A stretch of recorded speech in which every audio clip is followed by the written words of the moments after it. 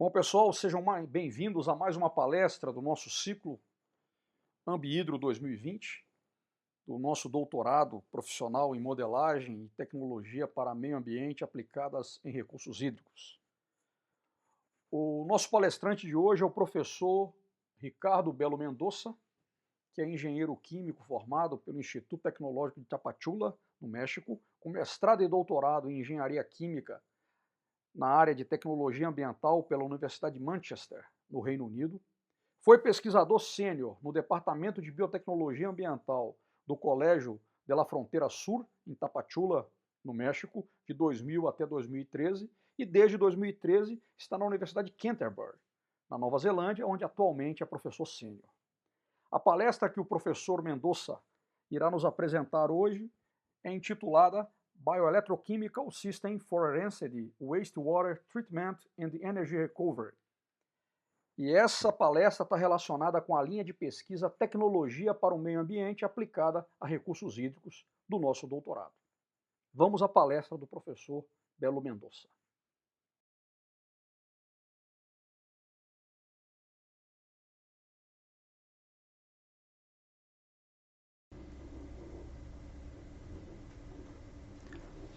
Hello. In this short presentation, I will describe the working principles of bioelectrochemical systems and how can they be used in wastewater treatment with concomitant energy recovery. Wastewater treatment is one of the most important services that local and regional authorities provide to their communities. Wastewater treatment protects public health and the natural ecosystems. In most conventional wastewater treatment plants, the main goal is to remove organic matter, often also remove nutrients, nitrogen and phosphorus, as well as inactivate pathogens in the final effluent.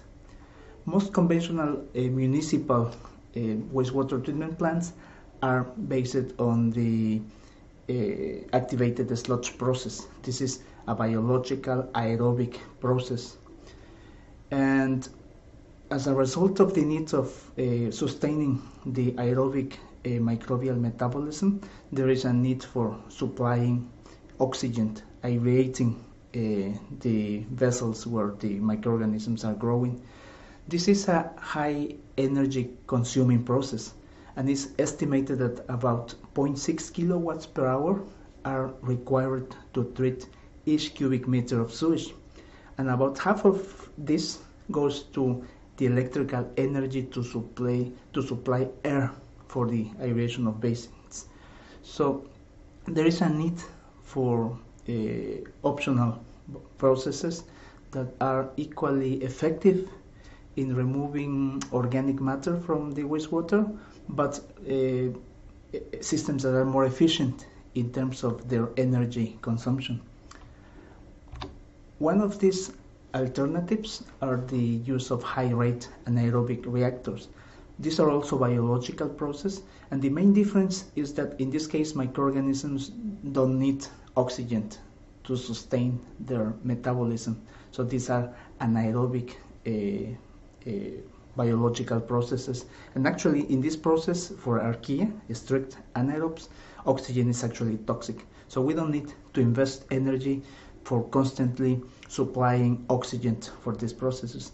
And actually, as a result of the anaerobic metabolism, the initial organic matter contained in the wastewater, sugars, proteins, etc., cellulose, they can be degraded down to a mix of gases that are called collectively biogas.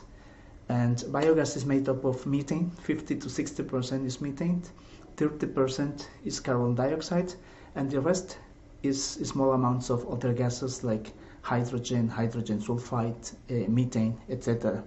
Now, due to the high content of methane in biogas, this is a flammable gas, so it is a natural energy carrier. So the anaerobic processes can have a positive energy balance. They do not require oxygen to remove organic matter from the wastewater, but at the same time they can produce energy in the form of methane. One of the most conventional and most common anaerobic processes used, especially at high scale, industrial scale, is what is called the upflow anaerobic sludge blanket reactor, or USB reactor. And the basic principles of the USB reactor is that we can grow the microorganisms in a self-attached biofilm. This is a granule, and granules have a density that is slightly higher than that of water, and because of that they can settle at the bottom of the reactor. The picture here at the top is the a photograph of the granules that we cultivated in the laboratory. The picture at the bottom shows electron scanning a micrograph of the same granules. So we can see this is a dense community of microorganisms where the initial organic matter, the substrate in the wastewater, will be eventually converted into carbon dioxide and methane. Now, the USB reactors work by promoting the growth of these granules within the reactor. The raw wastewater is fed from the bottom of the reactor, and it goes up in an upward fashion. In this way, the water will be passing through a bed of sludge, which is represented here by these orange circles, and the microorganisms then will degrade the organic matter in the wastewater. As a result of this, biogas will be produced, and at the top we'll be collecting this biogas, and the biogas can be sent to and be converted into electricity using a generator. In the very top we can then separate also solids. The solids will eventually settle, and the effluent, the supernatant, will be collected in weirs, and this will be the treated effluent coming out of the anaerobic reactor. So again, this is a process that is quite effective in removing organic matter. We can achieve, well, in the laboratory we can achieve 90-95% removal of BOD or COD. This is biochemical oxygen demand, or chemical oxygen demand. In real scale plants, usually the efficiency is lower. In the case of municipal wastewater, we quite often see efficiencies of 60-70% COD removal. Now, something important to notice is that USB reactors are being used for the treatment of municipal wastewater, but this is usually happening in developing countries. In China, in Brazil, there are a large number of USB reactors operating, in Colombia, in Mexico, in India, etc. In industrialized countries, the USB reactors are mostly used for the treatment of industrial wastewater, mostly from the food industry and the chemical industry. Now, there are different chemical and biological processes that can be used to harvest energy from the organic matter contained in wastewater. In this case, we identify organic matter as biomass. And as mentioned before, anaerobic digestion is a way to collect or recover energy from the biomass. We can then convert this energy, or this carbon, into methane, which is an energy carrier. This can be converted into electricity using a generator. That's one way. But the other possibilities that we can also use are the microbial fuel cells. Microbial fuel cells are also biological processes in which the organic matter will be directly converted into an electric current. There is also the possibility of, when we are actually applying an external potential, we can produce hydrogen from the biomass, and this is what we call the microbial electrolysis cell. Now, to understand the potential for energy production from these biological processes, we can look at the flow of electrons during the respiration process. This is the electrochemistry of the process.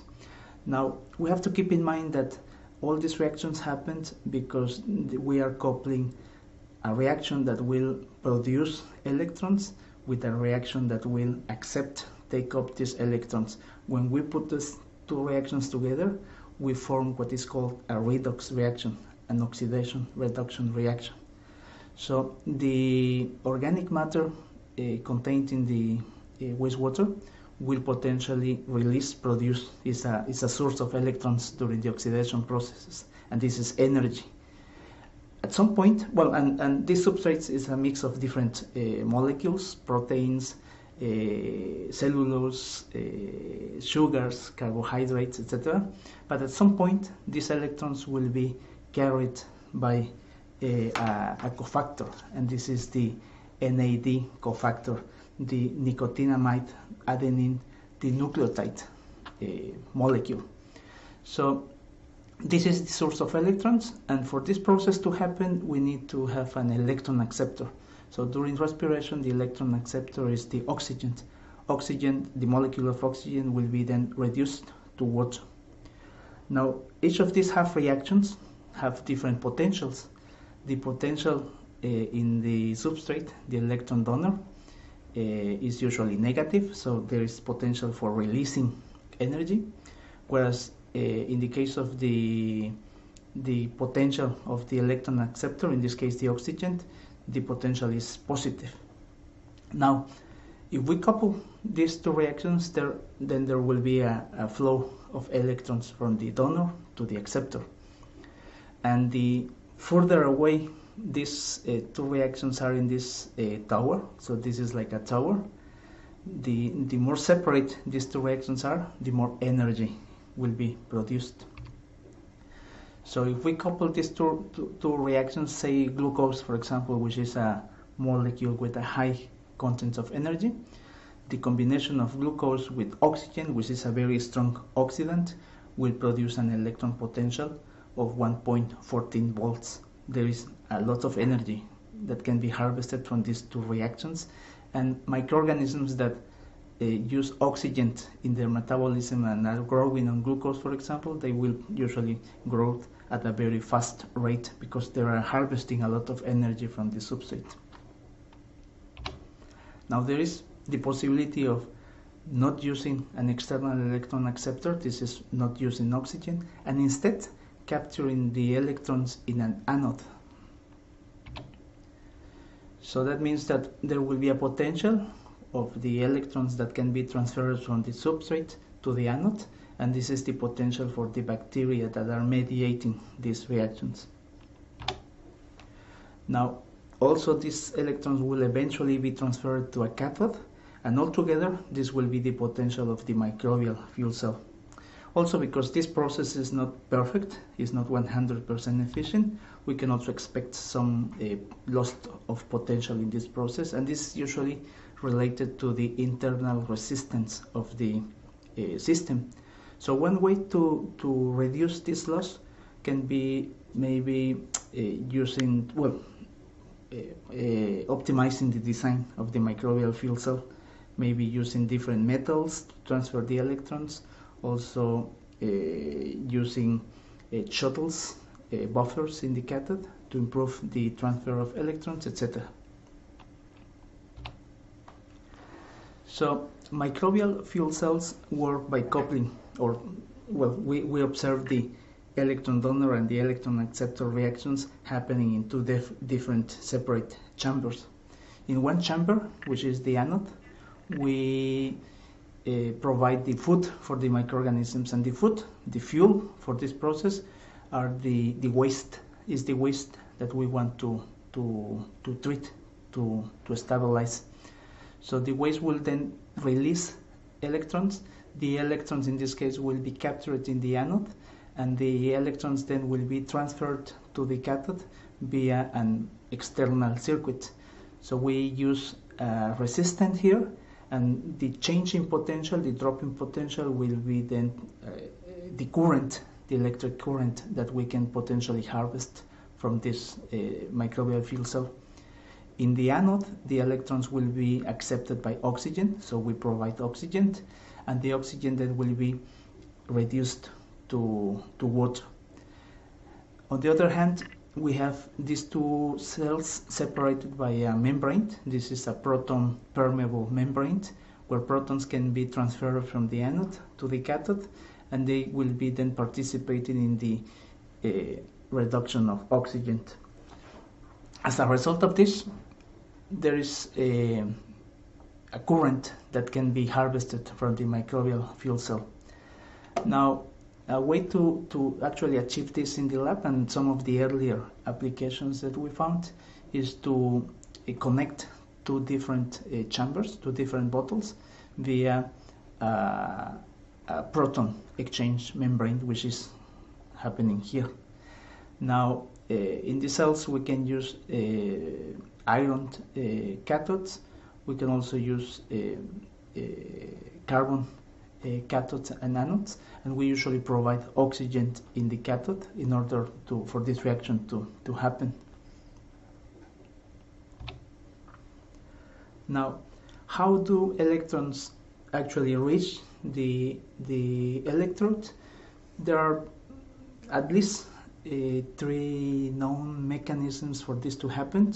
One possibility is that the electrons are actually transferred from this microbial cell to the surface of the electron via a mediator, such as the biocyanin produced by Pseudomonas. So that means this molecule acts as a shuttle to transfer electrons from the surface of the cells to the surface of the anode. One possibility is that the microorganisms, the cells, actually get together close enough to the surface of the anode so that the electrons can directly be transferred from the outer membrane onto the electron anode cell. And the other potential mechanisms that has been observed in some cases is the use of conductive pili. This is, some bacteria can actually produce some protuberances, some wires that will connect the cell to the surface of the electrode. And this has been observed. Well, this is an scanning electron micrograph showing some cells with the villi that they are producing. So these are potentially the conductive wires for the electrons to transfer from the cell to the surface of the electrode. Now, some genuses of bacteria that has been observed to produce this villi are Geobacter, Alteromonas, and Chigunella. Now, there might be other mechanisms maybe still unknown, still to be discovered for this process to happen.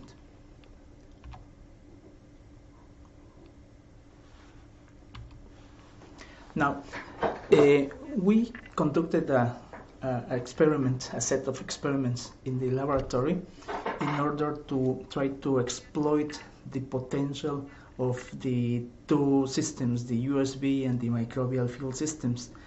The idea here is that the USB systems are good, they are efficient in removing organic matter, but they have their limitations. So they usually achieve maybe 70-80% COD or BOD removal, which means the effluent still contains some residuals of organics that needs to be removed in a maybe polishing post-treatment. On the other hand, the microbial fuel systems are more efficient in harvesting energy even at lower concentrations of substrates. So we were wondering whether it might be possible to connect a USB reactor with an MFC so that we can actually produce an effluent of better quality and also improve the overall energetics of the system. This is improve the recovery of energy. So the questions for this particular experiment were, does the MFC actually improve the effluent quality of a USB reactor, and does it improve the energy recovery? So these are the questions that we had. So we conducted this set of experiments in the laboratory using a small 1 liter volume USB system. We used real domestic wastewater to feed this USB. Over time, we achieved the growth of anaerobic granules within the USB reactor, And the effluent of this USB reactor was then fed in batches to the microbial fuel system. So we were using two separate chambers connected by a proton permeable membrane. The effluent of the USB reactor was fed to the anode. We connected the anode with the cathode via an external circuit with resistance here. We were measuring the voltage produced from this current, and in the cathode we aerated, so we provided the oxygen required for the reduction of oxygen to happen, so to capture these final electrons. So very in brief, the main results that we found is that, well, we conducted this experiment with different retention times, hydraulic retention times. This is how long the water remains in the system. So we started with short retention time of 3 hours, which in the case of a USB reactor is actually short. And still we found that the removal of total organic carbon was reasonably good, so something around 50%. We then increased the retention time from 3 to 6 hours, and from 6 hours to 12 hours. And we found that a longer retention time produced a better quality effluent. This is the removal of carbon in the effluent was higher, and it was getting close to 70% for an hydraulic retention time of 12 hours. We did the same with the microbial fuel cell. In this case, again using the raw wastewater with a short retention time at the beginning, 6 hours, and then we move to 12 hours. And similarly to the USB reactor, when we increased the retention time, we improved, or the quality of the effluent improved. So there was a higher efficiency in the removal of organic carbon. Now the interesting part was to see what will happen when we connect the USB reactor with the microbial fuel cell. So what we found is that by coupling the USB and the MFC systems, each of them with a 3 hours retention time, we got a very reasonable removal of total organic carbon, something close to 70%, which is good for a 6 hour retention time overall. When we increase further the retention time using a combination of 3 hours HRT in the USB reactor and 9 hours retention time in the MFC, the efficiency of removal increased slightly. And when we change the combination, it's still 12 hours total retention time, but now with 6 hours in the USB and 6 hours in the MFC, the removal of total organic carbon was even better. And actually this is the highest removal efficiency that we observe. So one question that we were answering here is that actually the combination of USB and MFC system allowed the achievement of a higher removal efficiency than the use of the USB reactor alone. So this is the system that will be comparable to this system. So 12 hours in the USB, 12 hours in the total system, in the combined USB MFC system. The other interesting observation that we found is that when we used a combination of USB and MFC, the system was more stable. And we can see this in terms of the standard deviation. So in the case of the USB, the mean removal efficiency was around 70%, but this was highly variable. Sometimes we achieve very, very good efficiencies, close to 90%, but sometimes the efficiency also dropped to about 40%. The combination of the USB and the MFC system allowed for a system that was more stable.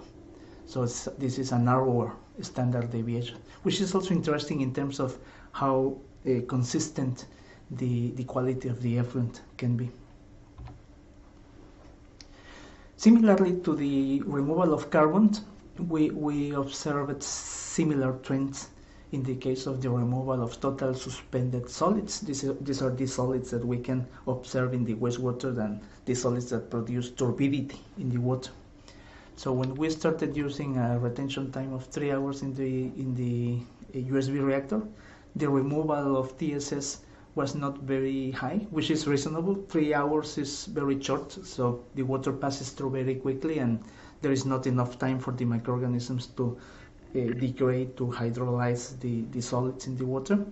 When we increased the retention time from 3 hours to 6 hours, there was an important improvement in the removal of TSS, and this improved slightly more when the retention time was increased to 12 hours. Still, 12 hours retention time for a USB reactor is relatively short. Similarly, in the case of the MFC, this is a batch reactor. The USB was a continuous process. The MFC is a batch reactor. We observed that by increasing the retention time, the removal of total suspended solids also increased. But then when we combined the USB and the MFC, the removal of TSS was even better. And similarly to what we observed with the TOC, the total organic carbon, the system was more stable. The standard deviation was narrower. So far, we saw that there is potential for improving the quality of a USB reactor if we use a microbial fuel cell. The next part of the study was focused on actually understanding the efficiency of the microbial fuel cell under these conditions. So one way to look at this is to see how much electricity, what is the voltage that we can produce from the microbial fuel cell. This graph is showing the voltage that happens at different cycles. This is because this is a batch process. We cannot expect that the voltage will go up initially and then it will be dropping as the substrates are being used in the anode. So there is a decline in the concentration of food for the microorganisms. When we inject a new batch, then again the voltage goes up and then goes down, and so on and so forth. Now, just for comparison, we can see that the voltage that we found in this microbial fuel cell was small compared to other systems. We got a voltage of 0.12 volts, whereas in the case of glucose, other authors have reported a voltage that is more than twice that value, 0.5 volts. That is in the case of a system where there is no proton exchange membrane. But even when there is a proton exchange membrane and an increased internal resistance in the system, the power density in this case has been higher than the one that we achieve. And this is understandable. Glucose, as mentioned before, is a substrate that contains a high level of energy, so the microorganisms get a lot of energy from degrading glucose, especially when the initial concentration is high. In the case of the domestic wastewater, it is usually a dilute, very diluted waste, so the contents of organics is much lower. And it's also quite often there are solids that need to be hydrolyzed before the molecules are actually available for the microorganisms to produce the energy. Now, looking at the performance of the microbial fuel cell, we saw that the highest power density, this is the highest energy level that we could achieve, was obtained when we were using the raw wastewater. And again, this is understandable because the concentration of substrates was higher. In the case of the effluent from the USB, the concentrations of substrates is lower, usually is some residuals of volatile fatty acids. And then, as a result of this, there is less energy being produced. Also, the retention time can play a role in the power density. The Coulombic efficiency is a measure of how much energy is actually collected from the substrate compared to the potential energy, the theoretical energy that can be obtained if all the substrate is converted to electricity. Next, just to characterize the MFC, we conducted a set of experiments to assess how the voltage in the cell changed with the resistance, the external resistance, and the load that we were applying.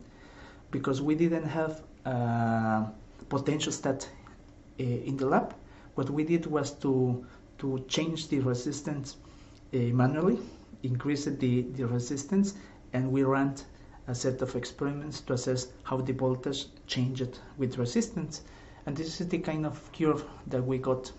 Now from this curve, from the voltage, we can calculate the current using Ohm's law. And once we have the current, we can then calculate what is called the polarization curve. The polarization curve is shown here with the red dots. And this is basically showing how the cell voltage changes with the current density. Often in microbial fuel cells, we obtain linear zero-order kinetics for the polarization curve. In our case, the kinetics of the electrochemical system was more close to a first-order reaction, which means we couldn't calculate the internal resistance of the system. And what this curve is telling us is that initially the activation losses seems to be the main factor in the drop in voltage, and from one point, a given point, is the ohmic resistance that is playing the most important role. Now, from this polarization curve, then we calculated the power density curve, which is shown here in the blue dots. So this power density curve is telling us that when the system is open, here 0, there is no current, and from this point, as we increase the density, the current density, there is an increase in the power density until a point is achieved where the maximum power density is observed, and the modeled maximum point that we obtained was something around 25 milliwatts per unit area in the anode. This is per square centimeter. So from this point, usually the power density starts to decline due to ohmic losses, which is also related to this part of the polarization curve, and also to overpotential in the electrodes. And if we continue this, there will be a point in which there will be no power density observed once the system is in short circuit. So these are curves just that can help us to characterize the efficiency of the microbial fuel cell. And what we did here is to see how the COD removal efficiency, the removal of organic carbon in the water, changes as we change the external resistance in the system, and how also the power density changed. And we found that using an external resistance of 1000 ohms, we could obtain the COD removal efficiency of 80%, which is reasonable for this particular type of wastewater, real domestic wastewater, with a power density of 21 milliwatts per square meter of electrode. So the conclusions of this short project experiments is that the coupling of a USB reactor with a microbial fuel cell can produce a system that produces an effluent of a better quality than the two reactors operated in separate. Okay. The other observation here is that we could produce up to 173 milliwatts per square meter in the microbial fuel cell. There is still a need for making a complete energy balance in the system. We were able to keep track of the current, the power being generated in the microbial fuel cell, but we were not able to capture, especially not in an accurate way, the production of methane in the USB reactor.